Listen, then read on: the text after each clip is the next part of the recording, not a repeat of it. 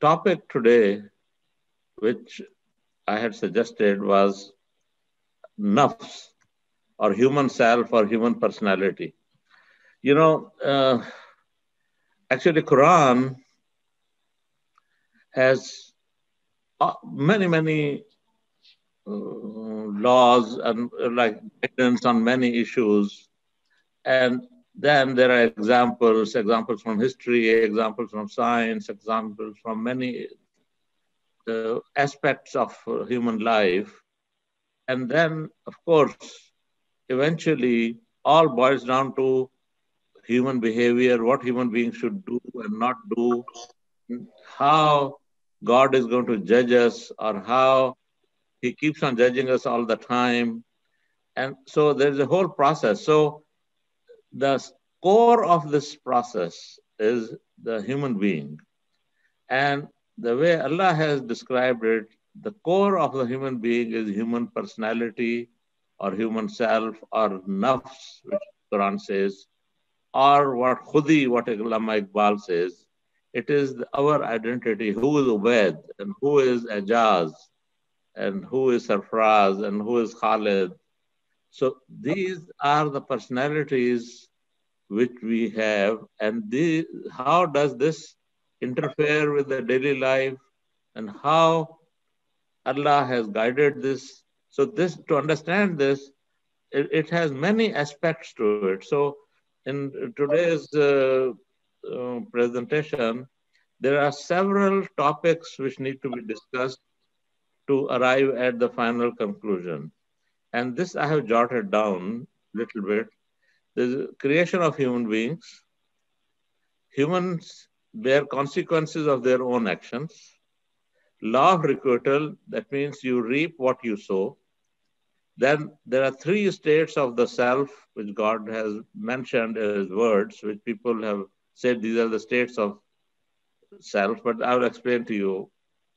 And what are the values and how do they impact this self? And what is the perfect entity and why we should follow that entity? And then Allah has said how the development of self takes place. So I have to touch on these subjects before I reach the conclusion. So please bear with me. It may not be 45 minutes, but it may be, I will not try to be longer than this. But I could not skip any of these subjects. These subjects were all important. I felt that I would not be able to explain the development of self unless I went through all these. I think there's disturbance. Still, a lot of people have their mics open. I'll appreciate if they can close it. Okay. Bismillah ar-Rahman. The creation of human beings. Now, of course, we have science, and science has done a lot of research, and they say, oh, this happened and that happened.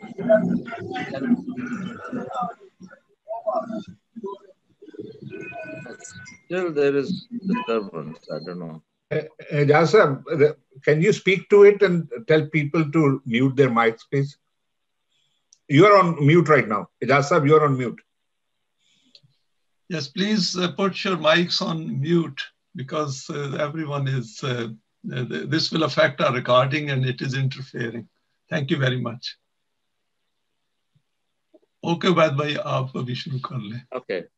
So the thing is, the creation of human beings, there is a lot of theories and a lot of discoveries and the science. There is a big array of scientists who are working on various aspects of it. So in today's presentation, I'm not giving references from any science book or any book written by man. I'm only giving references in today's book from Allah's book, Quran, and how the simple translation of those facts reflect and try to make a storyline out of that. So for creation of human beings, the most important verse or the starting point is وَجَعَلْنَا مِنَ الْمَاءِ كُلَّ شَيْءٍ, Surah Al-Anbiya, that all living things have been created from water. So the water is source of life, and without water, life cannot sustain. And because the life, God says that everything living, not only human beings, they have their root in water. Second verse, which is very important, is Wallahu anbatakum min al-ardh nabata. And Allah has grown you out of the earth like plants.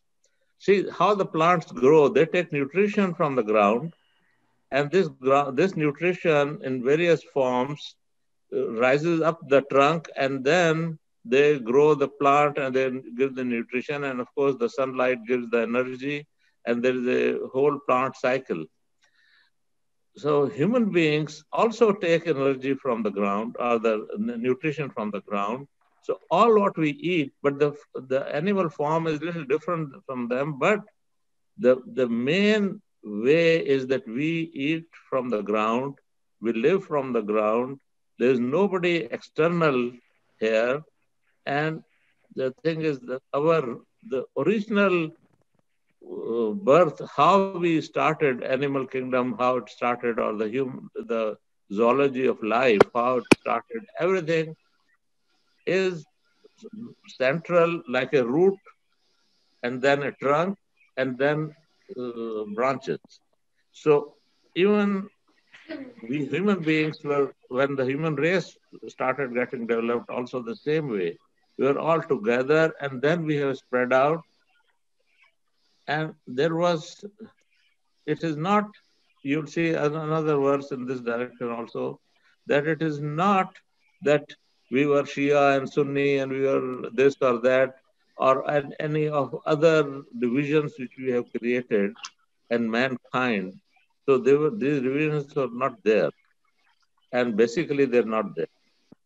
So there's another verse, they say, لَقَدْ خَلَقْنَا إِنسَانَ مِنْ سُلَالَةٍ مِنَ الطِّينِ. And we have created human beings from extracts from earth, which I was just explaining, that all the nutrients, the inanimate nutrients which are there, they are how the human beings are created. Then this is a very, very important connection here is in Surah Al-Nisa, first verse. Ya ayyuhan nas attaqu rabbakum alladhi khalaqakum min nafsin wahidatin wa khalaqa minha zawjaha wa bath minhuma rijalan kaseera wa nisa. O people, cautiously follow. Attaqu is, we talked about it in my last lecture, is following Allah's guidance, but cautiously. O people, cautiously follow guidance from your nourisher, the Rabb, who created you from a single cell. Here it says nafsan wahidatin, which is a feminine gender.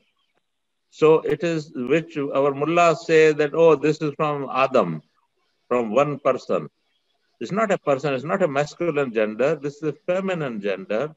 And it is the first from cell, which God says, because in Arabic language, by Arabic grammar, if something is very, very small, you use feminine gender. So because the original life form, whichever came on this earth, was very, very small, so Allah has used feminine gender. It's not a mistake. I have read a book which says, oh, there are some mistakes in Quran. So it's a book for Maulvis, written by another Maulvi in India, saying, please don't talk about these mistakes in front of the people. For example, the Adam is called in a feminine gender. So they feel that their ideas are correct and Quran has made a mistake. They don't ponder that why this is a feminine gender. وَخَلْقْ minha, from her or from it, actually, God created its partner, because originally the single cell animals which we grew, and the single cells were divided into two cells. So it was not the two bodies, and there was not a sexual relationship or anything like that. Same cell was getting divided, and that is how the life developed. So wahada wa khalaqa minha zawjaha wa bath minhuma rijalan kaseera wa nisa. So God says, from them, thus we created lot of men and women. So there was no one man created and his wife created from his rib, and then his children were born. No, because this was all many, many men and women evolved This is the verse which is saying, in English I said, "O people, cautiously follow guidance of Nourisher, who created you from a single cell and created its partner from it and dispersed from them many men and women." So men and women were created at the same time. So therefore there is no superiority of one over the other. And then it says, then it has gone to another, actually, Surah Sajda has many other verses before it, but I didn't want to go into that. But when the animal kingdom slowly came to a stage where human beings were being created, and God had decided whatever his program is, according to that, the evolution had reached a stage where human beings were going to be born. And because God wanted human beings to have certain extraordinary properties or functions which were not available in the animal kingdom, the normal one. So God has said, then, Tumma Sawa, when He has created all this, Nafakha fihe min ruhihi, wa ja'ala lakum sama wal absar wa afada. Then He proportioned and breath into them the newborn with His energy, so that human beings can decide on their own actions and enable for you hearing, vision, and intellect. So at this stage, now man has something which is extraordinary and which is different from normal animal kingdom, which is that it can make decisions. It can say, this is mine, and so it's halal for me to eat. This belongs to Mr. Ajaz, so I will not take it, or I will follow somebody's guidance, or I will flout the law. So these decision-making powers were not in animal kingdom anywhere except with God. And this is what is the difference between man or human beings and all other animal forms, is the power Allah has given human beings to decide right or wrong.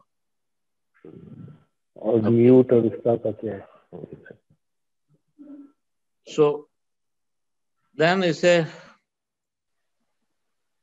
Ma khalaqakum, that this is also very important. God says that not only that I have created you, but ma khalaqakum wala ba'athakum. Ba'ath is resurrections, or when you're like when the life will start again, rebirth, you can say. That Ba'ath party of Arabs, which is the resurrection party of Iraq and so Syria, Ba'ath party they call it, because this is like a new life. So, ma khalaqakum wala ba'athakum illa ka nafsan wahidatin. God says that I have not only created you now, or even from we will do it before, but you will always be as a single cell. So, like we live in communities, we live in nations, we live in areas, but the rebirth, our birth is a single person, and our rebirth will be a single person. So, for a single person, Allah has used the word nafs. Illa ka nafsan wahidatin, that you will be the same entity. You will be an entity which God has said nafs, and that will be singular, wahidatin. You will always be a single cell. So we may be brothers and sisters living in a house, born from the same parenthood, but we are all individuals. We are not collective. Of course, we have fraternity and we love each other, but I can't say that I did this wrong, so therefore my brother should suffer from it. I have to face the consequences myself as a single. I am the decision maker of my own self. Okay. Now, the other important thing is that we bear consequences of our own actions. So this is another verse, a series of verses on this section. Inna Allah la yadlumun nas shayan, walakin nas anfusahum yadlumun. Surely Allah does not do any injustice to human beings, but the humans are unjust to themselves. I mean, whatever we do to ourselves, that is done by us because we do not follow Allah's guidance. We go against it. And therefore, we are unjust to ourselves. So it's not that the God is destroying our nafs. We, our own nafs, we destroy, or we do not do proper things. This is another one. So man khafat mawazina, God has somewhere else given the example of heavy, like a weight, two sides of a scale. One is heavy and one is light. God says if your weight is light, man khaffat mawazinahu, if your balance is light, you is going up. For alaika alladina khasaru, these are the people who will, I'll read the translation, and for those who have little positive deeds, they are the one who bring loss to themselves, and thus they always stay in hell, So, khasaru fi jahannam khalidun. They will always be in that position. وَمَنْ جَاهَدَ فَإِنَّمَا بَجَاهَدَ لِنَفْسِهِ. And whoever does this struggles or who struggles, he struggles for himself. Surely, Allah doesn't need these struggles. So if we want to do something, we do it for ourselves. Then again, say if I only err against my own self. So these are all telling us that we are, whatever we are doing something wrong against ourselves or in favor of ourselves. So everything we do affects ourselves. Now, commonly it is said that there are 3 states of self. This is a common language. Basically, no matter what you do, this is the law of requital. You reap what you sow. Whatever you do, you face the consequences. It doesn't matter where you are, how you do good, you'll reap the consequences. You do bad, you reap the consequences. But commonly, we say there are 3 states of self, which is not true actually. But there are 3 different types of self which Allah has described. That doesn't mean that every self has to go through that series. It is just that there are 3 states, distinct states of self or human self, God has described in 3 verses. One of them is called Nafs al-Ammara. Actually, Nafs al-Ammara, there is nothing wrong, but Nafs al-Ammara bil su. Bil su means which is inclined towards taking steps.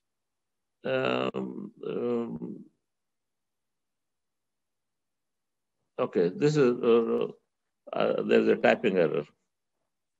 See, it is not the right direction. Su means the wrong direction, actually. There has been some error here. Anyhow, so the Nafs al-Ammara is the self in a state when you are unguided and you follow your wishes rather than the truth. And versus there is a Nafs al-Lawwama. This is the one, if you do something wrong, you get ashamed. And this is the self-realization of doing something wrong. And the self that is ashamed when it realizes its mistakes and thus takes the steps in the right direction. So Nafs al-Lawwama corrects you. It regrets you regret yourself and you correct yourself. And of course, this is the ultimate goal, which is Nafs al-Mutmainna. Because this is the nafs which God says will go to Jannat. because this is the nafs which has done the right things, has developed itself, that it will not even die with death. So this is what it says. God says that this is the self that will be admitted to heaven, here on earth and hereafter. See, we say heaven on earth. Rabbana atana fid dunya hasna wa fil akhiratil hasna. So fid dunya hasna also needs nafs mutmainna, like they did it in Medina, like Prophet's time, they created that society. Those people were the one who the nafus, we can say mutmainna, because for getting a heavenly life on earth, or heaven, of course, heavenly life and hereafter, you have to be in that state that you do the right things and you live in complete harmony with divine laws.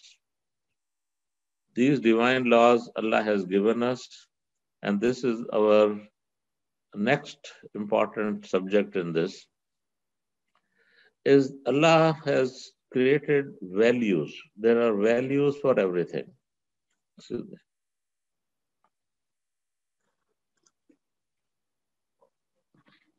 Allah says that Inna kulla shayin khalaqnahu biqadrin. Indeed, all we have created values, peculiar properties and laws controlling them for all things. This includes physical matter as well as divine laws. See, all the physical matter, it could be any like iron or oxygen or hydrogen, any element has its peculiar properties. This miqdar is how you measure, like we say in Urdu and Arabic also. So qadar is the measurement of something. So God says everything. Similarly, human actions also God called them qadar or iqdar, because these are the values God has given to each type of action, that this thing is good or this thing is bad, this will impact you this way, this will impact you that way. If you don't follow the rules of the road, you will have a car accident. There is a value for every action as well as any physical entity. Then in this verse, Surah Talaq, it says in a little differently, Ja'al Allah likulli shayin qadran. Allah has established values for everything, including human actions that are weighed at the scale of those values. See, this is what our mullahs generally misinterpret, and they say, oh, Shayn Qadran means God has then a predestination for everything. There is no question of predestination. All God is saying that I have given values for everything. So what will happen to you or to any particular action depends on if they are according to those values, so you'll get a beneficial result. If you are against those values, you will get a false result. So what Allah has fixed is the values, not what you should do. Man is free. Remember, God has created the nafs because God has given you its own energy that you can decide. So see, if you know this road goes to Lahore and this road goes to Multan, then, of course, if you go to Lahore and you're facing Multan going that way, you'll never reach Lahore. So you need guidance. But it can never happen that God will force you to go to Multan and Lahore or tell you where you go there. No. You will decide which way you want to go. Man is free to decide which way they want to go. But once they start going in one direction, that's where they will reach. They will not be able to go somewhere and go in another direction. So the next verse is extremely important and critical, because there are two verses. These are both from Surah Al-Ala. This is also, God is giving us how step by step He has reached this stage of where man is. God says, Alladhi khalaqa This is that Allah is the one who created. Fasawwa. Allah is the one who created and all there is, and then proportioned everything. So Fasawwa means God has proportioned everything. Whatever in the physical world as well as our world, as human world. Waladi qaddara. Then the next verse is, and then he assigned values, properties to physical matter and divine laws for human actions. And then faqaddara, fahda, waladi qaddara, then he gave values. So then he did give you hadayat, the guidance. Then he told you where this road goes to Lahore and this road goes to Multan. He had already established the road, alladhi qaddara, that this road will go this way, this road will go this way. Then he gave us guidance. Now, after the guidance, I decide based on the guidance if I want to go to Lahore or I want to go to Multan. It is not possible that you walk towards Lahore and then you reach Multan, or you walk over to Multan and you reach Lahore. But we have to follow the hadaya, the guidance. So guidance is linked to your creation and your establishment, and then giving values for all the actions, and then the guidance has come, fahada. So then God has given, I have selected two more verses in this. Waladina kafaru, and those who denied these values, who want to hide everything, and those who hide or deny the truth, think that they are enjoying themselves. Yatmatta'un, they are having good time in today's language. That they don't need to worry about anything, about other human beings or about any other soul. You have enough, and like Trump of today. And then God says they are yakulun kama takulanam. They are living an animal life. They are enjoying them, but in reality, they're living in a life like cattle. What does the animal life does? Animal life finishes off here. It has no future, and that's it. And it is just selfish, one animal by animal, and has no chance of developing a self. It has no chance to going hereafter.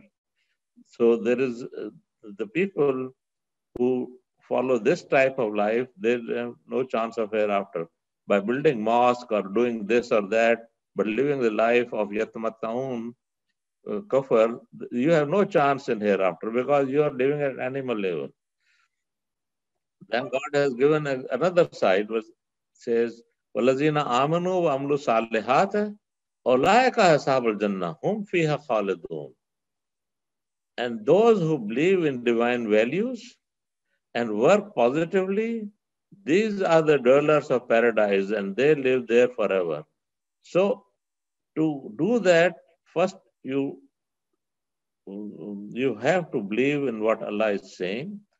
But more importantly, if you say, I believe but do nothing, well, amlu salihat, you must do positive work. Salihah is things which will benefit everybody, which is salih.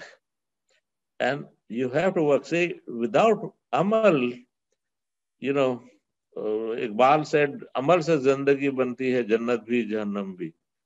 Ye khaki apni fitrat mein na noori hai, nari hai. With due respect to who don't know Urdu, he says that it is the work, what you do, makes your life that you are living a heavenly life or you're living in dirt, I will not go into Iqbal Shari, but he has the one who's really understood the Quran very well. So God has given us verses. I selected one and one, but there are more that tells you what is the right path and what is the wrong path. And this is what the life you should strive for. Now, we can't go forward without talking about the perfect entity, and the human beings can adopt his attributes within human limits. Allah is the perfect entity. We had few weeks ago, we had gone through this. That's about Surah Al-Ikhlas. So I thought I would just repeat the same. Qul huwa Allahu ahad. Allah is unique. So the most important thing is Allah is unique. There's nobody like him. So his attributes are also unique. When it says, and Allah, of course, lam yulad wa lam yulad, no one is born, Allah is not born and nothing is born from him. And so the issue is how to get those attributes. So Allah has given from his energy to human beings and showed the guidance that Allah is Rahim, you can be Rahim. Allah is Rahman, you can be Rahman. Allah is Khalik, you can be Khalik. All the Allah's traits, Allah is Sabir, you can do Sabir. Ho Hakim, so you can be Hakim. Wo Al-Hakim hai, aap Hakim ho sakte hain.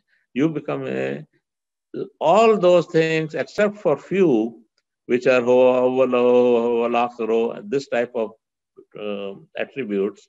Majority of the attributes can be adopted by human beings because we have not part of, but from Allah's energy, we have this resource that we can decide for ourselves. And Allah has given us the guidance. See, if Allah did not give us the guidance, just allowed us to decide for ourselves, we can say, I don't know, this is good or bad.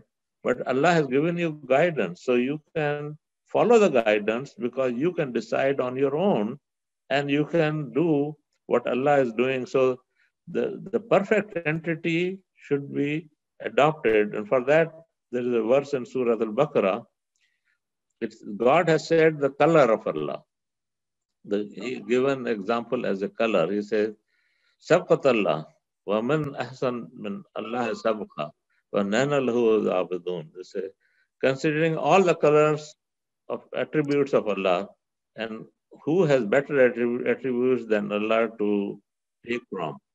And therefore we obey him, and therefore we obey him. This is no law. And follow his guidance to adopt his attributes to the limit possible by human beings. Of course, human beings can only adopt them to a certain limit and cannot go beyond that limit. But our goal is to follow and adopt the colors of Allah. All the attributes which Allah has, we need to develop those in ourselves, and that is how you'll get Sabqat Allah.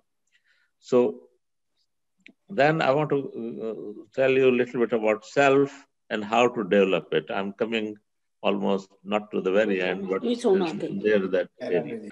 For there is a concept of purification of self.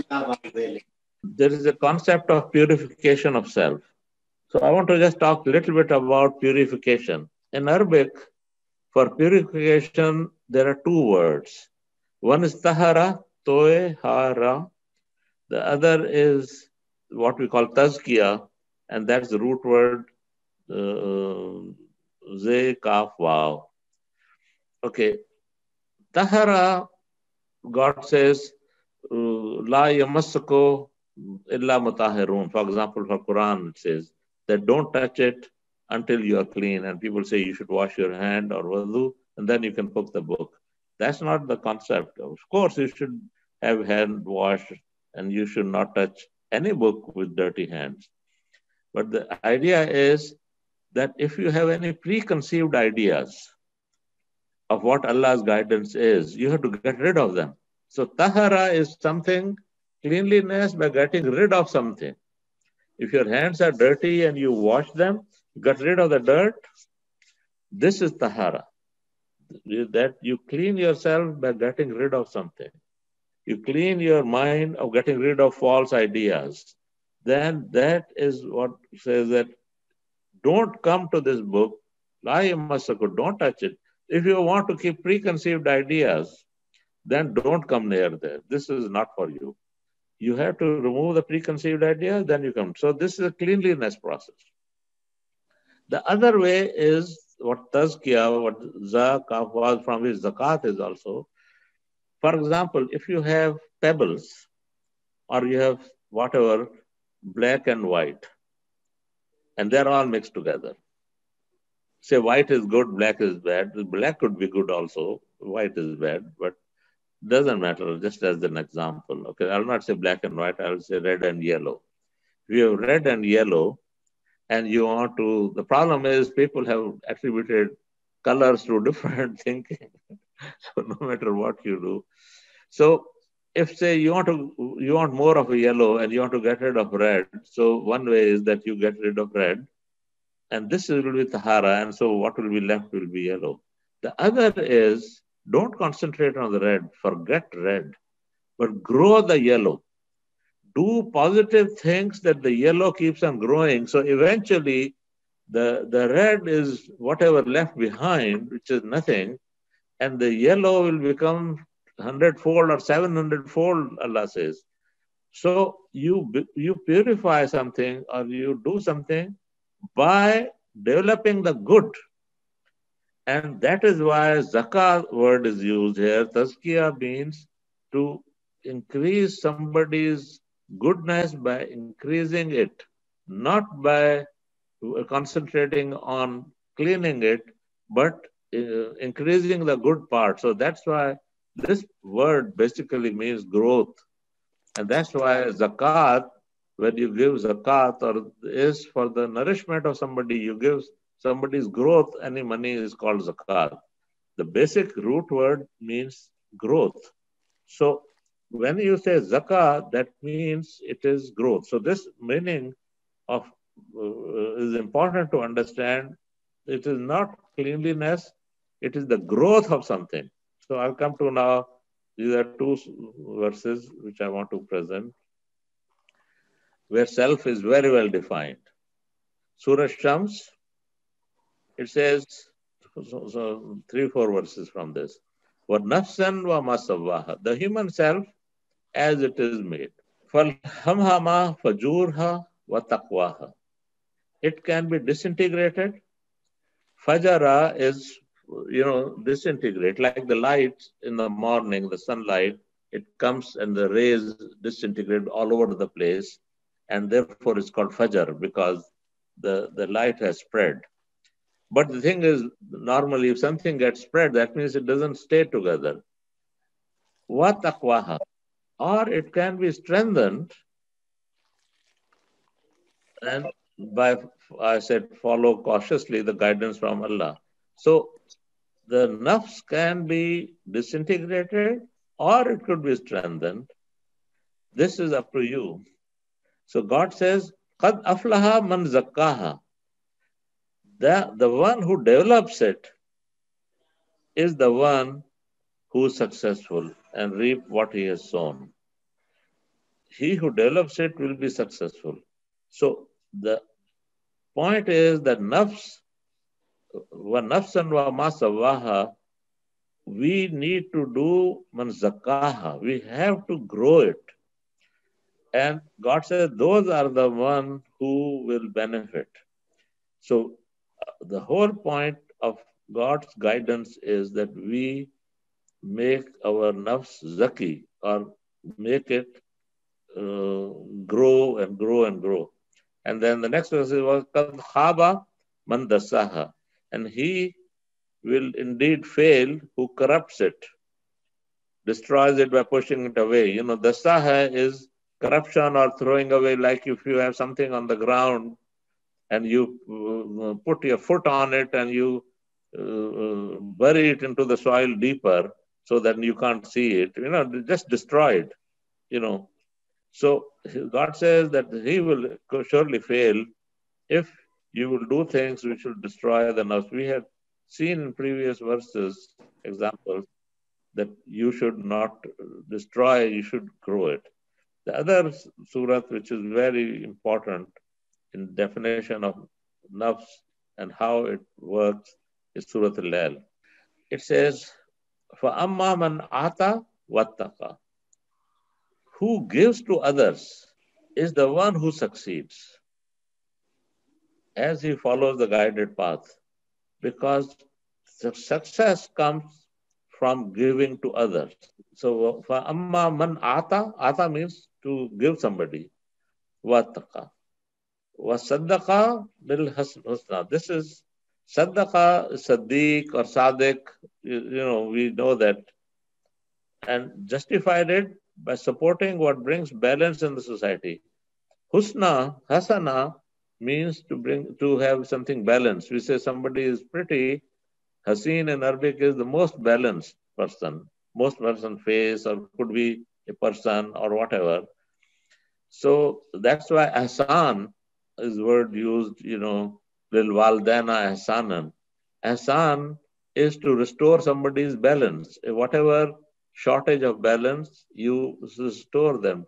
If their parents need money, or they need health care, or they need love, or they need caring, or they need company, whatever they need, God says you should give them because they have grown you. That's a separate subject. But I'm just saying Hasana is justification or doing things which are bringing balance. So here God is saying that whatever you support which will bring balance to the society is the one in this category. So God says for them, for Sun Yasrahu Le Yusra, God says He will facilitate for him and make it easy. See, if you are doing man ata attaka, so people who give to others and they work to restore the society's balance, they are the one God made them life easy for them. And then amma man bakhila wastaghna, for those who are miserly and they said, I don't need anybody, I have enough, I have, why should I share my whatever with somebody else? And and staghna means that I don't have anybody's need. God says they are the one وَقَصَّبَ بِالْحُسْنَى. They are the one who destroy the balance of the society. And they work against the bringing the balance of the society. Because that was Saddaqa bil-Husna, and you have a Qazzaba bil-Husna. Same words, but the opposite. And God says, I will make the life hell for them. See, the hair was for Wasan Yusrahu la Yusra. Yusra means to make something easy. And here the same word, Wasan Yusrahu la Usra. So we'll provide with him with difficulties. So this is the wrong path. Going to Bakhal, consider yourself that you are devoid of anybody, is the wrong path, God says. And you working, not trying to reform the society or doing good for the society, God says they will run into difficulties. And then this is the 18th verse. God has said that, remember you said, قَدْ أَفْلَهَا مِنْ زَكَّاهَا. So here God has said how you do zakah. He said, Alladhi yuti malahu yatazakka. And he who gives away for what he has for betterment of others, human beings, is the one who develops himself. So the development of the self, here it says, Qad aflaha bin zakkaha. Here it says that you do that if you give what you have to others. So this is the key verse in Quran in this regard. It says, Alladhi yuti ma lahu. It says not only, it says ma lahu. Whatever he has. It's not necessarily giving away money. If somebody needs care or somebody needs time or somebody needs something else, that is what you should give. It's not that somebody has an issue and you just say, here is my zakat and you keep it 2.5%. That is not how you do zakah. Zakah means alladhi yuti malahu. Whoever has whatever he has. Somebody may not have money, but somebody may be able to do something differently. The bottom line is that for our self to grow, for ourselves to grow and to become stronger, we need to help other human beings. It could be family members who are close to us, or our neighbors, or anybody else in the society, even Ibn Sabil, people on the road. People who think that we don't need other human beings, I have enough, so why I bother? That is something which is against Quran. And this is, as conclusion, I have written, all life as we know it was created on earth on which we live. So nothing came from outside. Human beings were created in both genders at the same time and therefore are equal as far as human status is concerned. All human beings are unique and are given a nafs, means that they have a self-identity, a singular identity they have through the divine energy of Allah. That gives human beings distinction from other living beings, and thus they have individuality and the ability to decide their path.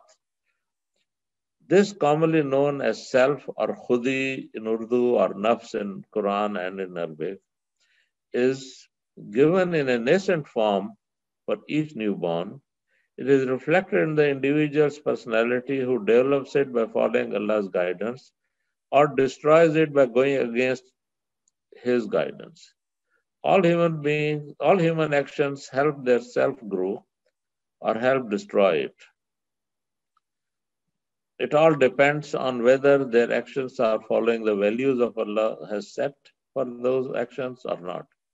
Allah has given us His guidance in this regard in the Holy Quran. Life of people with developed personalities results in a society that would create heaven on earth. So the point is that societies where people have developed personalities will be heavenly. Point is where personalities are not destroyed, or they think staghna, they think that they don't need anybody, that they are, we say ghani means rich. In Arabic, ghani means somebody who feels I don't need anybody. So Allah is ghani, yes, Allah doesn't need, but human beings need. So anyhow, I'm just repeating myself. A developed self does not stagnate at the physical death of a human being. This keeps progressing hereafter. Thus, they stay eternally in heaven. An undeveloped self gets stagnated at death of a human being as the development process stops. The development of self only takes place in this life by working as per Allah's guidance. If you follow Allah's guidance and you work accordingly, then you can develop. But after death, there is no chance of working, so therefore no chance of developing. So there you are just stagnated. Our famous philosopher poet Iqbal said, Khudi ko kar baland utna. See, he did not say khudi ko par kar.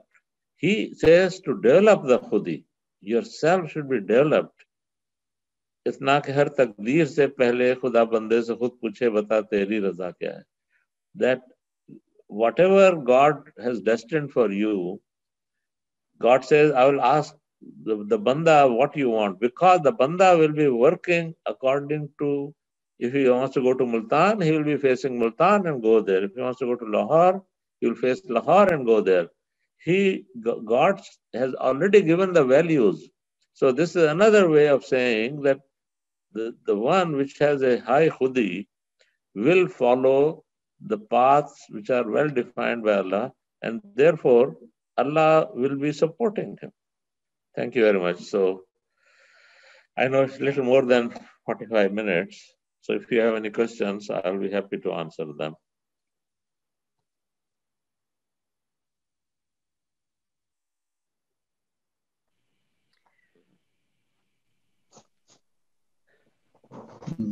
Thank you very much. Yeah. Thank you very much, Zubair bhai. Thank you very much. Very appropriate, very well delivered. And you have chosen a very relevant all the verses of Quran. Thank you. So I think I appreciate your efforts. Very nice. Thank you I very have much. one question also. Sorry, पहले सवाल आपका सवाल था, आप पूछ लें आप. मैं सवाल पूछ सकता हूँ ना? जी जी, go ahead.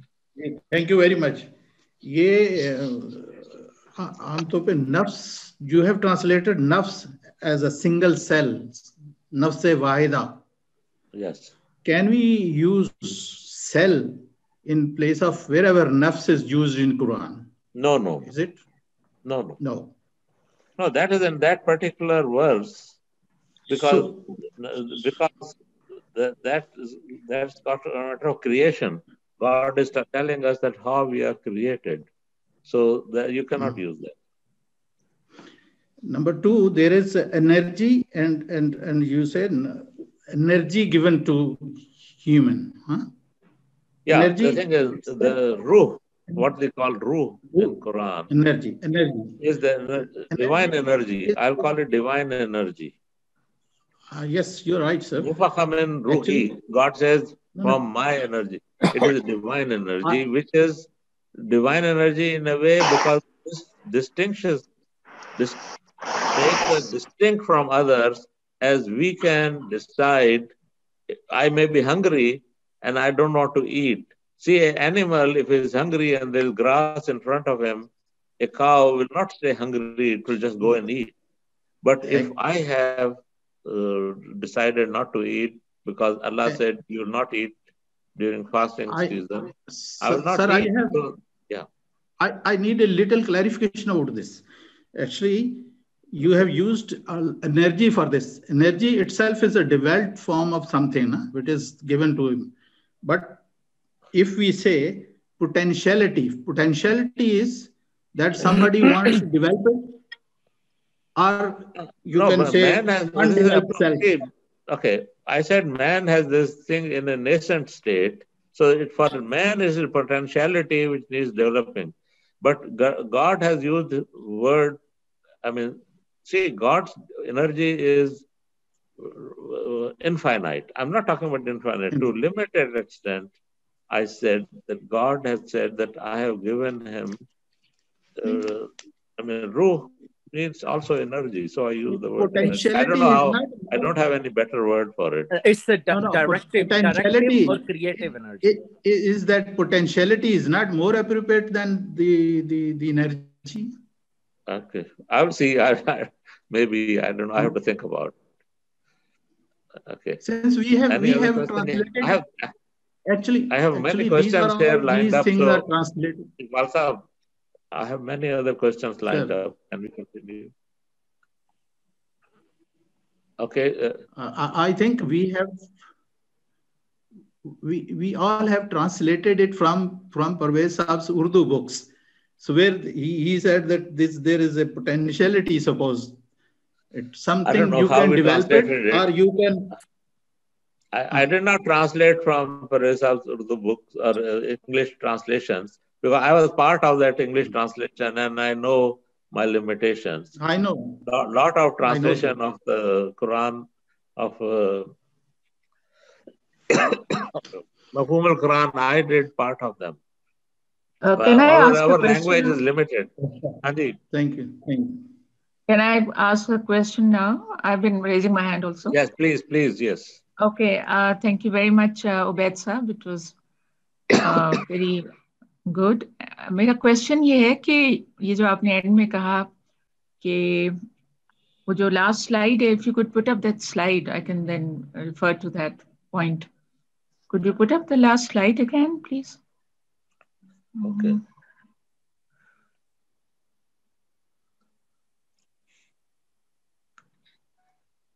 Dr. Ejaz, you are on mute.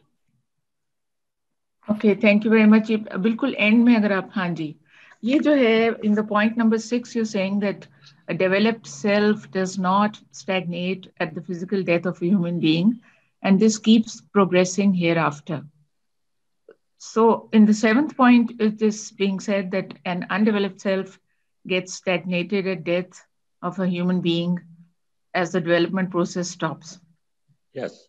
अब इसमें actually question ये है कि हम किसको कहेंगे undeveloped और किसको कहेंगे developed? I mean, there can be a human being who has many good qualities, but he or she also has some, some things are not so good. So how do you define, how do you distinguish, and how would you say कि इसका नहीं होगा develop further और इसका हो जाएगा? Okay, Allah has said clearly in the Quran that He is given example of a weigh scale. God says people who have more good than they will go forward. So it is a matter of God knows that we have to create, we are good or to err is human, like they say. So Allah has given the concept of a tarazu, a balance. من خفت موازين وثقل الميزان. I don't remember the verse number. So it is whoever does more good, therefore you should try to do more good so that you can go forward. That's the best I can tell you. This is from Quran. I'm not okay. Ijaz Sahab, can I say something? हाँ तो अपना तैमूर भाई जी आप कह दें उसके बाद फिर मैं नेक्स्ट की तरफ आता हूँ. तो इसको मैं साइड को बंद कर देता हूँ. एक तो बड़ा अच्छा लगा, बहुत लुत्फ आया सुनने का और बहुत ही अच्छी प्रेजेंटेशन हुई. सर सिर्फ इतना बताना है कि परवेज साहब ने जहां पर भी एनर्जी या लिखा है वो उसके बारे में कहा तवानाई का एक Shimma. Yes. That means a minuscule, a very, very minuscule part of God's divine energy. I said in nascent form. जी को सही कहा. I am actually seconding your point कि वो तवानाई ही है, वो एनर्जी ही है. सिर्फ ये है कि गॉड की इन्फिनिट एनर्जी में से हमें एक शिम्मा भी जब हासिल हो जाता है तो वो हमारे लिए डेवलपमेंट का एक पोटेंशियल इतना होता है कि उसे करना हमारे लिए होगा. शुक्रिया. थैंक यू तैमूर साहब. अच्छा अभी नेक्स्ट है जी अपना क्वेश्चन जो सरफराज भाई ने पूछना है, उसके बाद डॉक्टर हामिद मियां की तरफ. अस्सलाम वालेकुम उबैद भाई, you did a wonderful job. Hats off to you, first of all. अच्छा मेरे एक दो सवाल ये हैं कि आप पहले तो ये बताएं कि जो नफ्स है, देखें ना वो जो पहले भाई साहब ने सवाल किया था, आई थिंक वो पोटेंशियल की बात कर रहे थे. जो फितरत है, जो नेचर है, वो तो अल्लाह ताला ने सबको दिया है ना. जो आपको सूरह 32 और उसकी बात कर रहे थे, सूरह 32 आई थिंक वर्स 9 की, तो जो कहते हैं रूह से जो है वो हर एक को, उसको आप कह सकते हैं कि वो हमारा जो है वो क्या कहना चाहिए कॉन्शियस जो होता है वो सबको दिया है अल्लाह ताला ने. जैसे कि जी God has given us ability to think. Afada. God has given us all the powers of hearing and talking, right, and thinking, intellect. God has given us that intellect. Exactly. But God has not given us, you see, the Hadayat, jo hai na, Hada, that has come to us through Paygambars, through the Quran. God has not given individually. God has given us, once you know what is right and what is wrong, power to decide God has given us. This is power to decide. But itself, God has not given, there is nothing built in Hadayat. Animal instinct is there, yes. I'm not a medical doctor, doctors can describe better. We have animal instincts or we have natural phenomena inside the body, how we protect ourselves if we are cold and we are hot or we are this or that. There is a self-preservation mode a man has. But I'm talking about Hadayat. Hadayat God has only given through Payghambar, and Hazrat Muhammad Sallallahu Alaihi Wasallam was the last of them. And the Hadayat of what values we should follow and what we should not, this is only available in the Quran. God has given us the intellect and God has given us the ability to accept it or not accept it. So, but if you don't accept it, there are consequences if you accept it. So he says you'll develop yourself so that you can go forward, and then you'll keep on going forward. It's not that you go forward and that's the end of it. At least Quran says so. I understand your point. My point is that the basic instinct, जो basic चीजें जी हैं, nature जो कहते हैं ना जिसको, फितरत है आपकी, हर आदमी को, सबको एक ही जैसे फितरत मतलब नेचर उसको दी है, ठीक है ना? आप ये जो बात कर रहे हैं नफ्स की, हमने पहले मेरे ख्याल में लेक्चर पे बात हुई थी, I think we talk about that, कि आपका जो नफ्स है आपको कंट्रोल करना है, आप सही डायरेक्शन में ले जाएं या गलत डायरेक्शन में ले जाएं, वो आपके ऊपर केपेबल हैं आप उसके. तो बात ये हुई थी, we were talking about somebody is living in an environment which is, you know, जिस तरह का environment में वो रहते हैं, तो उनका जो thinking process है, thinking process से आप control करेंगे ना नफ्स को, right? So if somebody is living in an environment which is so bad, so how are you going to control your nafs? That's why you need hadayat, my brother. You need hadayat, and that is why hadayat is needed. He has given us hadayat. So that is what he is pleading to us, that please follow my hadayat, and then this will happen and this will not happen. See, the concept, every human beings are self-centered. There is instinct that you want to do things for yourself. You don't care. But God says this is not a good way. You should care for others. So this has to come from the hadayat, at least from Quran. Allah has not given this, to my knowledge, Allah has not given this hadayat to all human beings. Just a point. What I'm saying. Sarfraz bhai, just give me a second. जो उबैद भाई ने कहा है, उसमें मैं सिर्फ ये add करूंगा कि ये याद रखें, हमारे अंदर चॉइस दे दिया है तो हमारे अंदर इनर गाइडेंस नहीं है. जब किसी बंदे को चॉइस आप दे दें तो उसमें गाइडेंस नहीं होती, आपने guidance as an external factor उसको देना होता है. बड़ी छोटी सी एग्जांपल है, आप किसी को भेजें कहीं बाजार में, उसे कहें कि आपने कोई भी सब्जी ले आए, तो फिर साथ आप ये भी नहीं कह सकते कि ये 2-3 चीजें सिर्फ लेके आनी है. उसको आपने खुली छुट्टी दे दिया है कि सिर्फ गाइडेंस ये दी है कि चीजें फ्रेश होनी चाहिए, सस्ती होनी चाहिए, इस रेंज में होनी चाहिए. वो उसकी मर्जी है, अभी जो मर्जी चीजें ले आए. जब वो चीजें ले आए तो आपको उस पर नाराज नहीं होना चाहिए कि मैंने तो बैंगन कहा था तो आप भिंडी तोरी ले आए. तो यहाँ पे भी ये है, आपके पास चॉइस है. जब चॉइस है हमारे अंदर तो guidance has to be external. I understand. वो अंदर कोई फितरत नहीं रख सकते क्योंकि वो फिर लिमिटेशन हो जाती है. No, I understand, agree with you 100%. मैं ये कह रहा हूँ कि जिस आदमी के पास कुरान नहीं है तो वो अपने आप को बताना चाहिए. नहीं, मैं आपको कह रहा हूँ, for example different religion, different humans, we are तो मेजॉरिटी में तो नहीं है ना हम लोग. तो मतलब दूसरे जो लोग हैं वो सही ट्रैक पे हैं, तो वो किस तरह सही ट्रैक पे हैं? वो जो क्वेश्चन है आपका, सॉरी क्योंकि हम we are running short of time, तो उसमें ये है कि ये जो आपका क्वेश्चन है ये तो सबके दिमाग में आएगा ना कि जी उनका क्या होगा जिनको कुरान नहीं मिला. तो यहाँ पे हमें कुरान मिल गया है, so let us sort that out first. उसके बाद उनका भी हम मसला हल कर लेंगे किसी स्टेज पे. बस अबैद भाई आप हामिद मियां साहब का पूछना है. Sarfraz sahab, we can discuss these things for hours, but you know we have other limitations as well. Hamid sahab, yes. Hamid miyan aapka. Assalamu alaikum. आपकी प्रेजेंटेशन काफी कम्प्रीहेंसिव थी और काफी कवर हुआ.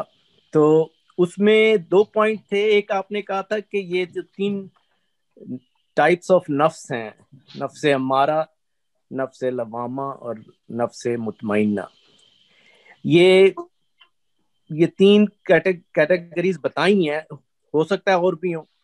मेरा क्वेश्चन ये है कि यही मेरा ख्याल है जो हर इंसान के अंदर, क्योंकि डिफॉल्ट पोजीशन जो इंसान की है वो तो हमारा है. yes. इंस्टिंक्टिव जो है जो एनिमल के थ्रू आई है हमारे अंदर, दैट इज दी जो हमें उस पे बुराई पे या इंस्टिंक्ट पे या अपने इमोशंस के ऊपर ड्राइव करती है. Yes. जिसको आई थिंक सूरह यूसुफ में था इन्ना नफ्स अम्मारतु बिस्सूई इल्ला रहीम रब्बी. What I quoted from Surah Yusuf. Right. तो उसमें सिर्फ अगर उसको खुदा गाइड करता है, गाइड करने का मतलब यह है कि if he inclined himself towards that, तो उसमें the second phase जो होती है वो नफ्से लवामा, when he does something he feels about it, so he regrets. But third is the mutmainna. So I think these are the only three we have in ourselves. So which is we go through and evolve to a mutmainna.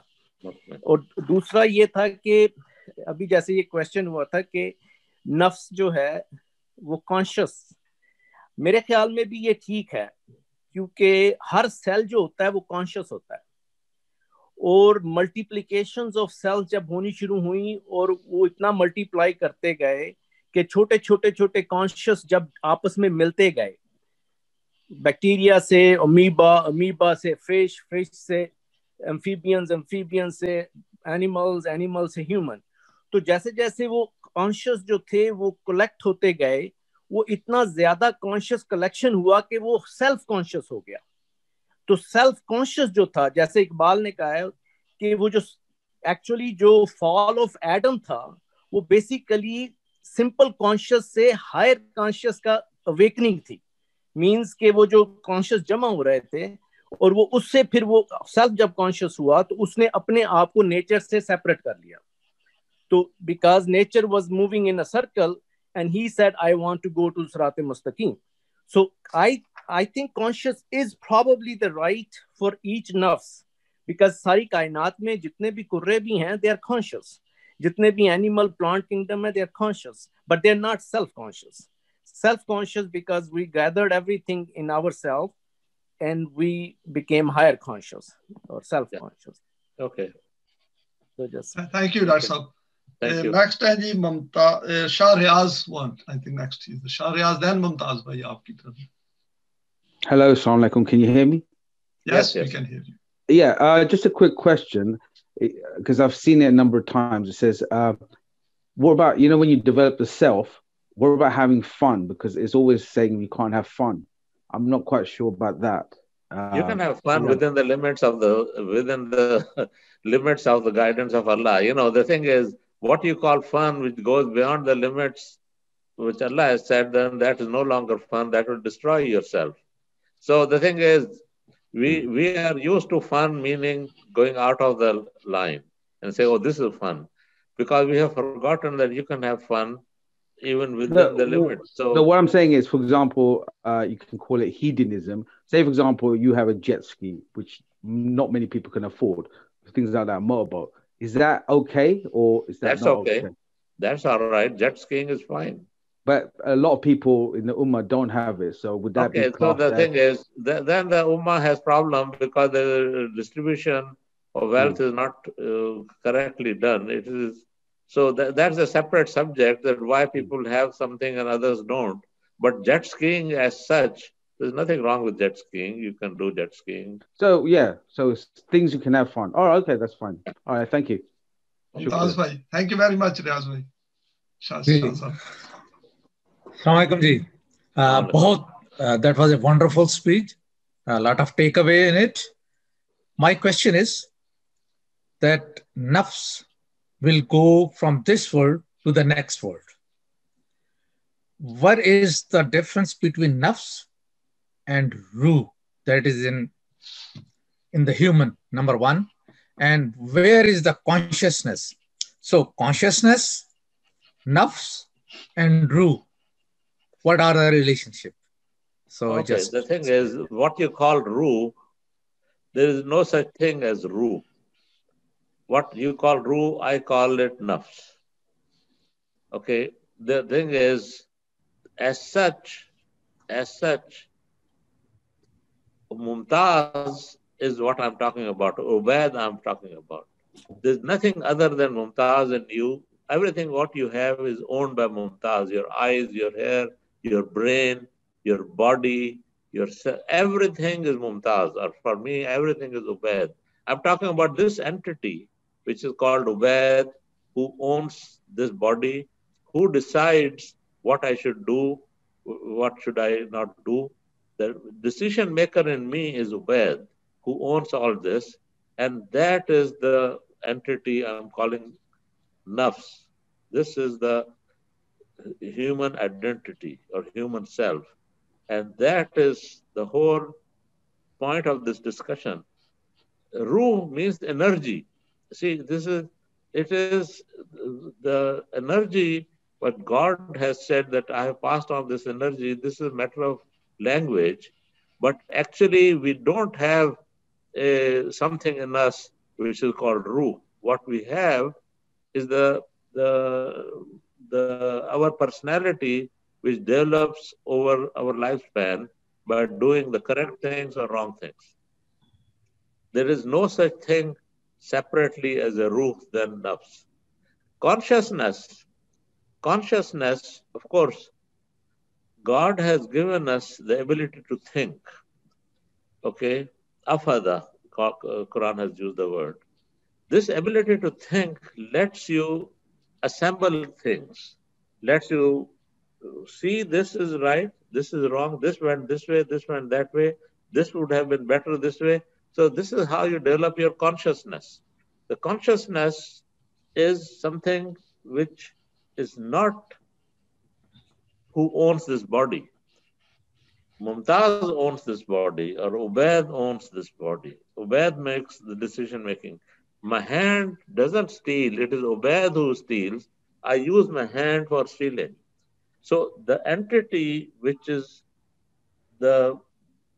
which is behind all my decision making and who owns my body is what I'm talking about. The nafs, I use the word because Quran has used the word nafs. Iqbal has used the word khudi. Some people say human ego, but ego is egoistic, and this ego goes in a little bit another direction. The human personality, you can call it, but God has clearly said that this is something which God has given, I call it divine energy, which creates the self.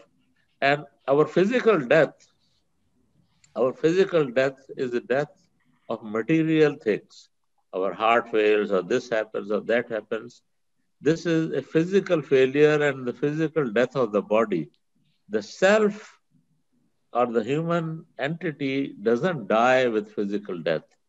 The only thing is it progresses only by us to do good things, what the God says.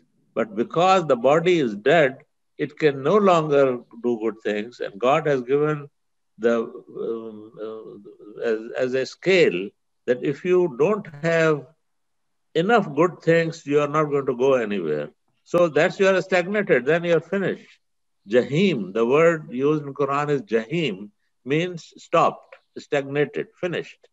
You go into Jahim.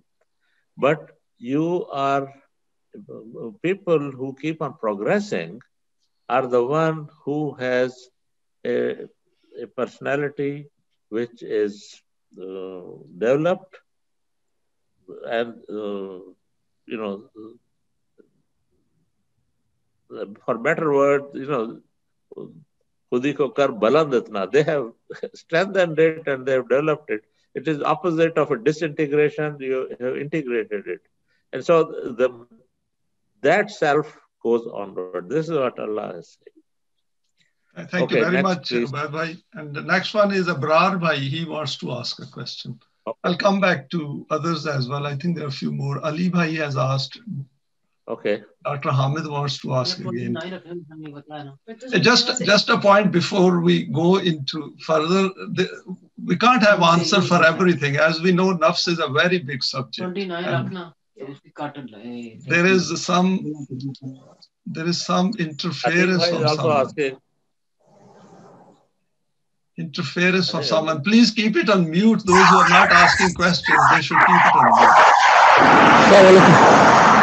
I think first you should go to a quiet place to ask a question. There's a lot of background noise coming from your side. Sorry, no, better be in a quiet place, please. So next is Ali, Muhammad Ali. He wants you to ask a question.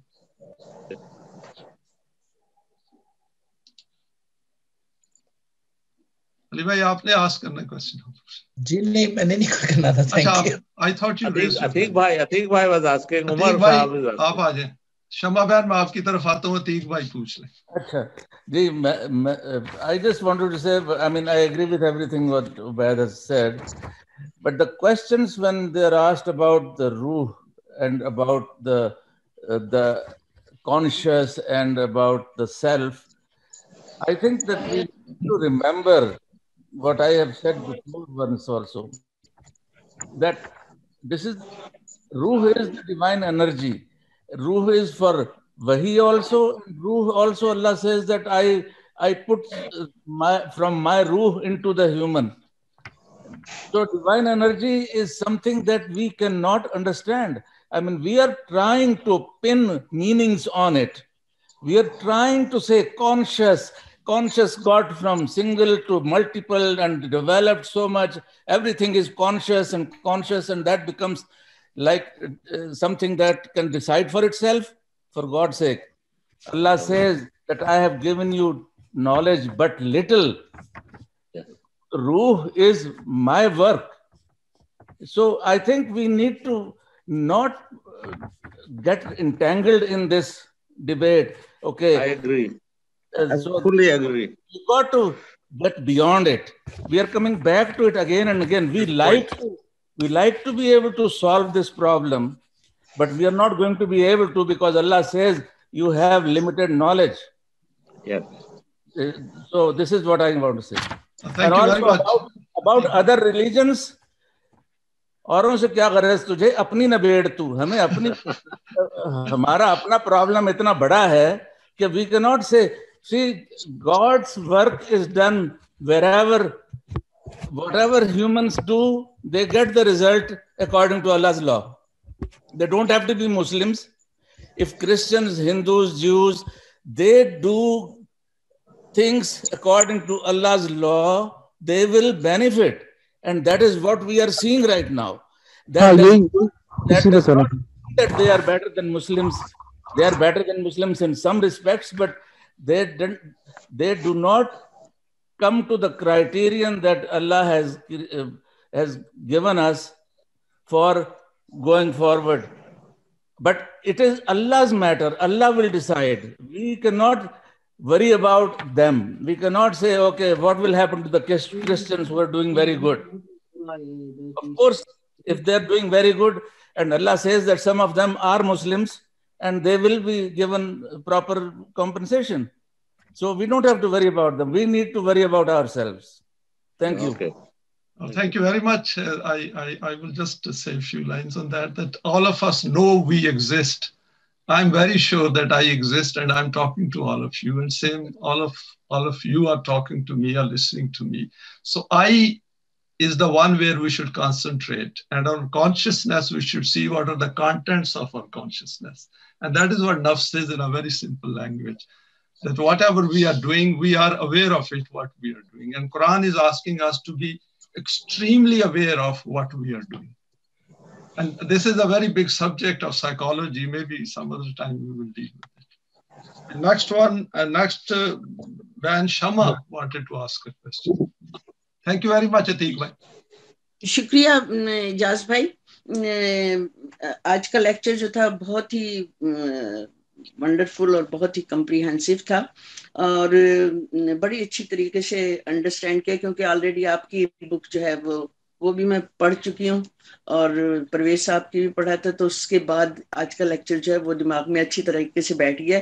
लेकिन एक मैं सिर्फ मेरे दिमाग में ये बड़ा simple सा क्वेश्चन आ रहा था कि बाकी जो मज़ाहिब हैं या जो भी हैं मानने वाले अल्लाह के, ईसाई या यहूदी, वो उन या हिंदू सिख भी, बल्कि कि सबके मजहब में है कि एथिक्स के ऊपर अमल करें.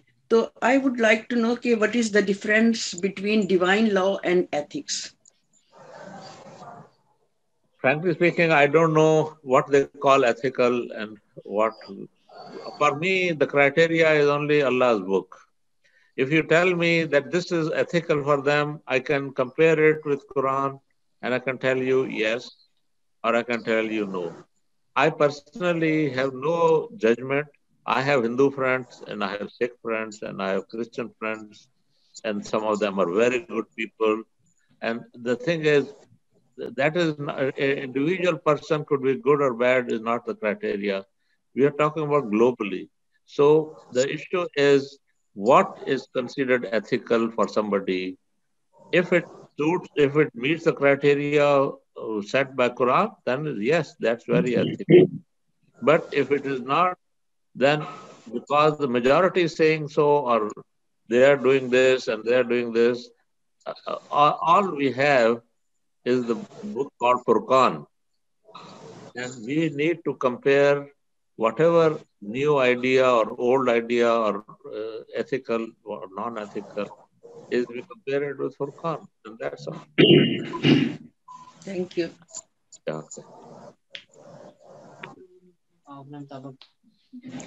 उसमें एक पॉइंट था जो अभी क्वेश्चन आया था इंट्यूशन और दूसरी चीजों के मुताल्लिक. What I will suggest is that we cannot find every answer here from the speakers.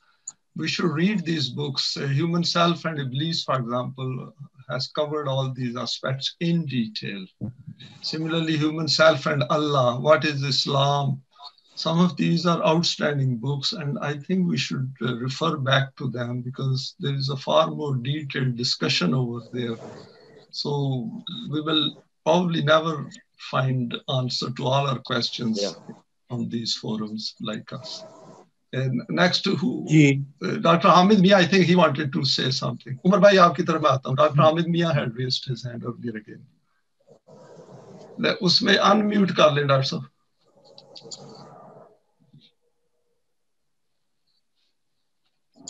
Okay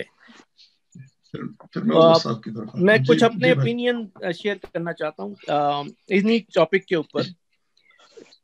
short जो एथिक्स हैं बेसिकली वो इकबाल ने जैसे कहा है कि इंटरनलाइज्ड सोसाइटी मींस ये ज़मीर होता है इंसान का जिस सोसाइटी में वो अपनी आंख खोलता है. Whatever society he lives in he start taking the norms and abnorms inside, and that becomes his ethics.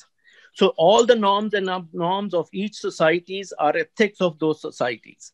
So that has nothing to do with values of Quran. So number one. Number two, जो हम बात कर रहे थे रूह की. What is रूह? रूह is यसलूनका. वो कुरान में है कि आपसे पूछते हैं कि what is रूह? तो उनको कह दो कि it is from your Rabb. It is amre Rabbi. So it is Amar hai Khuda ka. So that means that little part what he gave us from his Amar is our, you see his Alme Amar is where he's directed. He's a director. He directs and things happens. It's a directive energy. It's a creative energy. What he has given us is a small portion of that. So our Alme Amar is our higher conscious.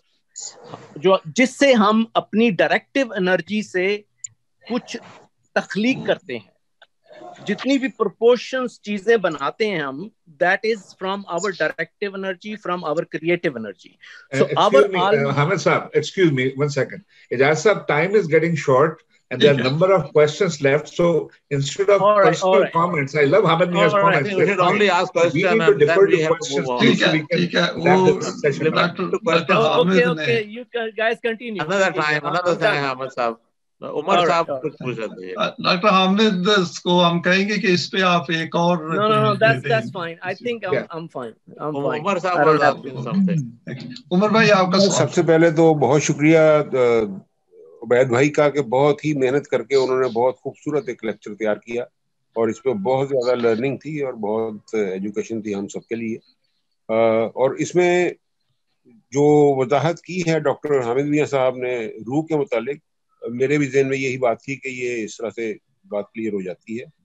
और इंसानी जो नफ्स है वो जिस तरह से एक एनिमल का नफ्स है वो उसकी फिजिकल बॉडी है. आदम को जब उसका यानी रूह फूकी अल्लाह ताला ने अपनी रूह का एक शुमा फूका इंसान के अंदर, तो फिर उसका जो नफ्स है ना वो दो चीज़ों के कंपोनेंट्स बन गए.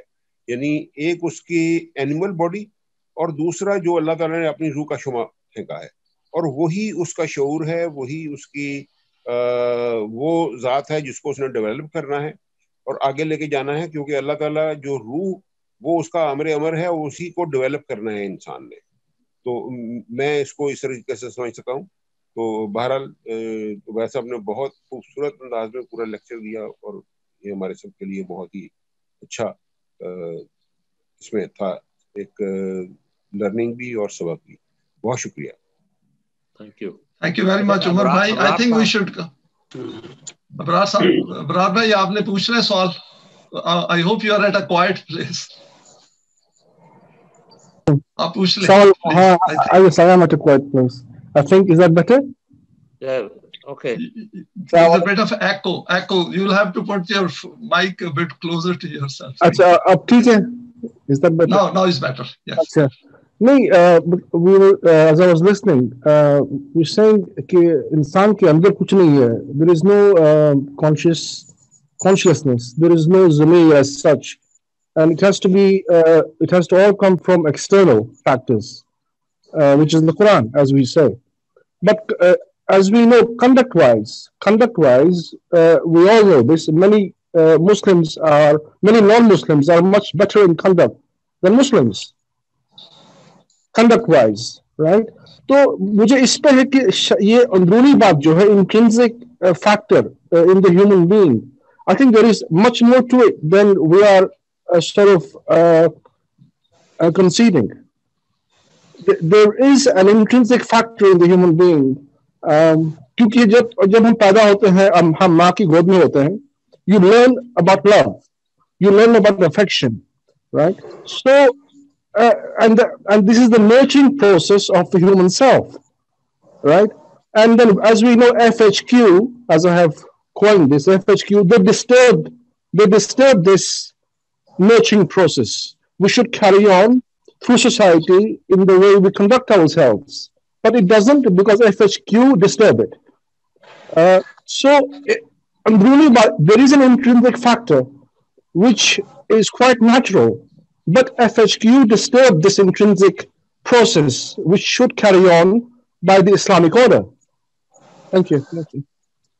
Okay, thank you very much. I think it was more of a comment to Ubaid bhai rather than a question. No, just I want to say something that, there are people in different societies today, and they have very high values like New Zealand or Norway or Sweden and many other parts of the world, where people are very humane and very conscious of other human beings and with due respect to the mankind and all those issues.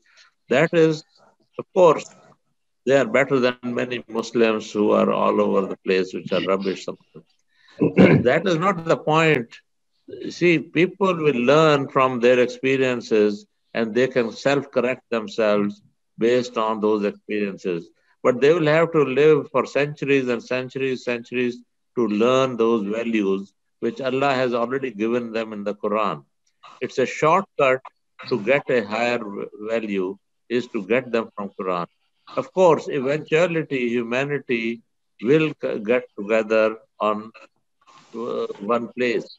But that is not the point. The point is that if we follow Quran, we can get a shortcut and get it for us. If the world will become very good and very Islamic 1,000 years from now, how does it help me?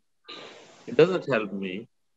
So my point is not that there should be Islamic society established 1,000 years from now by self-experimenting.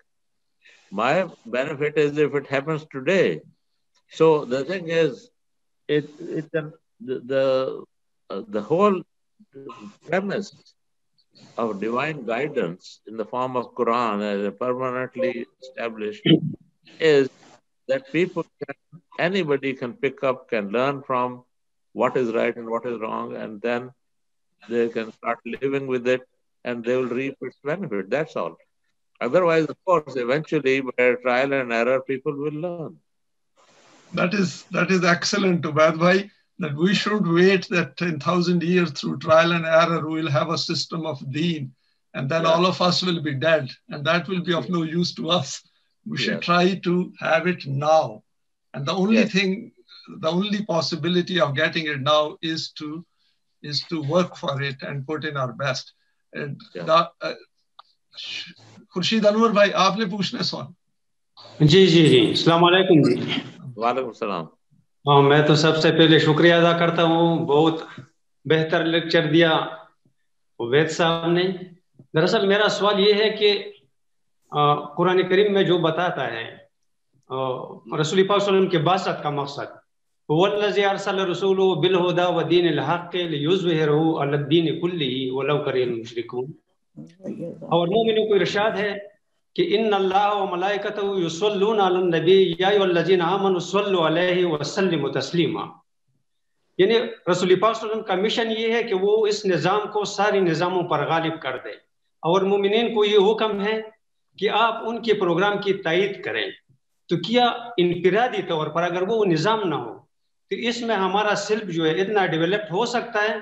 क्योंकि कुरान करीम के मुताबिक कौमें जो है वो जन्नत में जाती है, बदखुलू फी इबादी वदखुली जन्नती, कि सबसे पहले हमने एक माशरा तश्कील करना है तो कौमें जो है वो जन्नत में जाती है और कौमें जो है वो दोज़ख में जाती है। तो इनफिरादी सिल्फ और इनका आप अगर कम्बिनेशन हमें बताए कि जो लिंक है कि किस तरह से ये हो जाएगा माशरी। पहले इंडिविजुअल होता है, सी कौमें भी इंडिविजुअल से बनती हैं। अगर इंडिविजुअल करेक्ट नहीं होंगे तो कौम नहीं बन सकती। So you have to start somewhere and therefore it is very important that individual should be corrected first. आप कहें कि जो मैंने कौम बनानी है और इंडिविजुअल, जैसे अब विद ड्यू रिस्पेक्ट मैं पॉलिटिक्स की बात नहीं कर रहा, लेकिन पाकिस्तान को आप देख लें, डिफरेंट आइडियोलॉजीज के लोग आए और गए, मार्शल लॉ भी लगे, बट द कौम is very corrupt. So the street level वो स्टिल वो पैसा लेके सफाई छोड़ देता है, पैसा नहीं दो तो वो आपका चालान कर लेता है। सो द थिंग इज कौम को बनाने के लिए इंडिविजुअल्स का सही होना जरूरी है, and we have to work with individuals and then इंशाल्लाह कौम भी बनेगी। बट अगर हम कहेंगे कौम बनेगी तो हम आगे जाएंगे, तो दैट विल नेवर कम। बिल्कुल, ये thank you very much Ubaid भाई और खुर्शीद भाई, आपका जबरदस्त क्वेश्चन था। तो फर्द से ही इकट्ठे होंगे तो तुलू इस्लाम, इसीलिए हम ये कह रहे हैं ना कि इसको सारे जो हम हैं एक आइडियोलॉजी वाले, हमारे दिल आहिस्ता आहिस्ता जुड़ रहे हैं, आहिस्ता आहिस्ता इस प्लेटफॉर्म पे हम इकट्ठे हो रहे हैं। तो आगे हमारा प्लान है इससे। मुझे सवाल पूछते हैं बहन भाई कि जी अभी नेक्स्ट, तो मैंने यही कहा है कि हम फॉर एग्जांपल एक डेटाबेस सोच रहे हैं बनाएं, जिसमें जितने भी हमारे बहन भाई इंटरेस्टेड हैं कि वो दीन के लिए अपने सेल्फ को, नफ्स को उस लेवल पे ले आए जहाँ के हम फिर कह सकते हैं अल्लाह की ज़ात को कि अब हम तैयार हो गए हैं, हमें अभी पावर भी दें, कोई जगह भी दें, ताकि हम उसको इम्प्लीमेंट कर सकें। और जैसे उबैद भाई ने कहा है, पाकिस्तान बना ही इसीलिए था, लेकिन चूंकि उनका सेल्फ डेवलप नहीं था, परवेज साहब ने तो बहुत कोशिश की थी। तो अभी ये हमारा काम है कि ये तुलू इस्लाम के प्लेटफॉर्म को यूज करके, ये कोई पार्टी नहीं है, कोई पॉलिटिकल प्लेटफॉर्म नहीं है, ये एक प्लेटफॉर्म है जहाँ पे हम इकट्ठे होके अपने सेल्फ को इकट्ठे मिलकर डेवलप कर सकते हैं। लेकिन आज हमने सवाल किए एक दूसरे से, तो इससे हमारी अंडरस्टैंडिंग पहले से बेहतर हुई है। तो ये पार्ट ऑफ डेवलपमेंट प्रोसेस है, तो इसलिए हमें ऑप्टिमिस्टिक रहना चाहिए। जी सरफराज भाई, आपका सवाल। उबैद भाई, आप are you okay for time, because आपकी इसके बाद मीटिंग है। ठीक है, तो इसके बाद अगर किसी बहन भाई को सवाल है तो वो आप उबैद भाई से डायरेक्टली पूछ सकते हैं, या you can send me a WhatsApp or send me an email. या WhatsApp is the same number which is in the group. You can see my number on it. Ubaid भाई, जाते जाते एक सवाल कर लूं आपसे? जी जी, पूछ ले। आप जाने से पहले अगर नहीं दे सकते तो बाद में दीजिएगा। इसका थोड़ा इलैबोरेट करें। यहाँ पर हमारे फिजिशियंस भी बैठे हुए हैं 2-3, कि जो लोग जो मेंटली सिक हैं, फॉर एग्जांपल जो बाइपोलर हैं, स्किज़ोफ्रेनिक है, अल्जाइमर्स हुआ है, उसको आप कैसे इलैबोरेट करेंगे? उनका कॉन्शियसनेस जो है वो नहीं है या है? I personally have no answer for that, because you know the thing is, somebody is sick or somebody has no conscience, so all I say is Allah un per rahm kare, but I personally am not addressing those people. Those are exceptions. But we are sure that they don't have any consciousness. They will not have. I mean, I'm sure Allah is kind. Oh, Rahim, Allah, somebody who is not physically capable, Allah is not going to punish him. I'm talking about mentally, not physically, mentally. Yeah, I mean, his mental status is not there, so why will Allah punish him? Allah will not punish them. Okay, thank you. Thank you very much. और कोई तो best ये है, सारे से मेरी ये request है कि प्लीज सेमिनार वाला हमारा जो फोरम है उस पे अपने क्वेश्चंस पोस्ट कर दे, उबैद भाई उनको आंसर कर देंगे. अगर किसी और के पास भी उसका आंसर है तो they can always come back because interaction should continue. Thank you very much, Ubaid bhai, once again for a lovely presentation. And next week, Mumtaz bhai from Canada, he will be giving a presentation on his continuation of his lectures on science, and he'll be dealing with Malaika. Okay. Until next Sunday, inshallah. Take care, please, and we'll see Thank you. Ijaz भाई, एक बात मैं कहना चाह रही हूँ, जी जी अगर 5 minute हो, क्योंकि हम इस चीज पर बात कर रहे हैं. उबैद भाई तो शायद चले गए. Thank you very much. Ubaid भाई को रोक लिया. अच्छा, नहीं, बहुत अच्छा लेक्चर था और मुझे बहुत सी चीजें बहुत पसंद आई. स्पेशली जो ज़का का आपने एक्सप्लेनेशन दी वो बहुत अच्छी थी. ये चूंकि हम सब इकट्ठे हुए हैं और अल्हम्दुलिल्लाह एजाज भाई की कोशिश से ये जो सेमिनार हुआ है, हमारी बड़ी देर से ख्वाहिश थी कि हम सब लोग जो ऑल ओवर द वर्ल्ड हैं इकट्ठे हों, तो लेकिन यही टाइम था शायद कोविड का कि हम लोग इकट्ठे हुए. तो अभी जो बात हम कर रहे थे ना कि हमें इंडिविजुअली भी काम करना है, एक दूसरे, खास तौर पे पाकिस्तान में या किसी और भी सोसाइटी में, कि हमें ये काम करना है. अब जितने भी हमारे सेमिनार में लोग हैं, आई थिंक कि हमें इतनी नॉलेज तो कुरान की हो गई है. जो हम ये डिस्कशन करते हैं, ठीक है, इल्मी लिहाज से ये हमारी ज़रूरत है, ये भी साथ साथ चलती जाएगी. और मैं हर फोरम पे यही कहती हूँ कि अब हमें इतनी नॉलेज हो गई है, अब कब तक हम जिंदगी और वेट करेंगे जिंदगी में कुछ करने के लिए. मिलके हम मिलके कुछ प्रैक्टिकल काम करें. ये अभी चूंकि ये बात हो रही थी इसलिए मैंने ये अपना पॉइंट ऑफ व्यू ऐड किया इसमें. तो अगर हम ये लेक्चर्स के साथ साथ कोई हम अपना प्लानिंग भी करें कि हमने ये क्या करना है आगे, किस तरह से हमने आपस में एक दूसरे की ट्रेनिंग करनी है ताकि हम ये कुरान का मैसेज और लोगों तक पहुंचा सकें, और किस तरीके से हमने प्रैक्टिकली काम शुरू करने के लिए ये डिबेट्स और लेक्चर्स और रीडिंग हम बहुत देर से कर रहे हैं. और मेरा ख्याल है कि हमारी ये रिवीजन हो जाती, मैं इससे कोई मुझे इख्तिलाफ नहीं है, लेकिन अब हम कितनी और देर तक वेट करेंगे कुछ करने के लिए. Anyhow, that's a separate subject, you know. This is आपका इंटरेस्टिंग है, लेकिन that's a separate subject. and Atiq भाई कुछ कह रहे हैं. ठीक है उबैद भाई, ये बैन ये एक सेपरेट सब्जेक्ट है, इसको जो है वो किसी वक्त हम उसको डिटेल में we can have a general discussion meeting or something. मैं ये कह रहा था कि जो इज्तिमाई तौर पे जो काम करने का, वो तो इज्तिमाई जब मुआशरा तश्कील हो इन खुतूत पे तो फिर हो सकता है ना.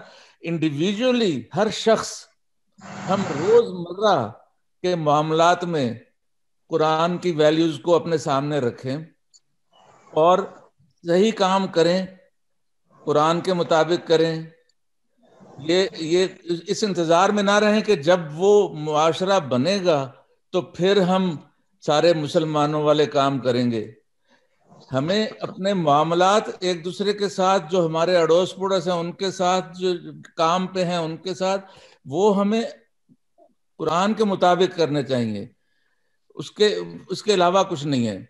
जब वो काफी लोग इकट्ठे हो जाएंगे, जब वो एक क्रिटिकल मास होगा, तो फिर वो मुआशरा भी तश्कील हो जाएगा.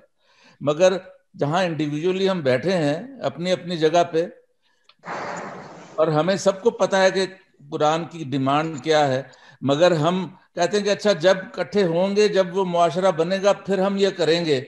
उस वक्त तक तो चलने दो, मुनाफाखोरी भी, थोड़ी सी ब्लैक मार्केटिंग भी हो जाए तो कोई बात नहीं है, थोड़ा सा झूठ भी बोल लें कभी मौका मिले तो. इस तरह से नहीं होगा ना. हमें तो हर अपने आप को उसमें ढालना होगा ना. वो हमें अपने आप को मिसाल बनाना है باقی لوگوں کے لیے. ہمارا اپنا فرض یہ ہے انڈیویجول پہلے اپنے آپ کو آپ ٹھیک کریں, معاشرہ خود بخود ٹھیک ہوگا. Well said. نہیں وہ تو ٹھیک ہے, وہ تھوڑا سا ایک سوری میں آپ کو 2 منٹ اور دوں گی. میں یہ کہہ رہی ہوں سوری روبینہ صاحبہ, مسئلہ یہ ہے کہ ہماری ایک الگ فیملی میٹنگ ہے جس کے لیے سب لوگ انتظار کر رہے ہیں. And this topic can go on for another 2 hours. Honestly, so I think we can. We have to go. Then inshallah we'll talk another time. Thank you. ٹھیک ہے, یہ اس کے لیے نا 1-2 سیشن رکھیں اس کے اوپر. وہ اب اجاز صاحب کے گلے ہے یہ. نہیں میرے دیکھیں, میں تو آپ جیسے آپ مجھے کہیں گے آپ اپنی پروپوزل دیں, وہاں پہ سیمینار کے گروپ میں پوسٹ کر دیں تو we can take it forward. جو آپ کا پوائنٹ ہے روبینہ بہن, یہ انشاءاللہ ایڈریسڈ ہو جائے گا ویری سون. آپ سوال اپنا ڈال دیں فورم پہ, جواب آ جائے گا. ادھر ڈالیں, ادھر اپنے کوسچنز جو بھی ڈاؤٹس ہیں, کوئی چاہے وہ آپ سمجھتی ہیں کہ کیا اس کو ڈالنا ہے آپ ڈالیں, کیونکہ جو بھی آپ کی تھاٹ آتی ہے وہ بڑی ویلڈ ہے. ابھی آپ نے جو کوسچن ریز کیا ہے یہ آپ اس پہ فورم پہ ڈال دیں کہ کیا نیکسٹ کیا کرنا ہے ہم نے. ٹھیک ہے, یہ امپورٹنٹ کوسچن ہے نا, آپ کے مائنڈ میں ارائز ہوا ہے تو اٹ شوڈ بی آنسرڈ.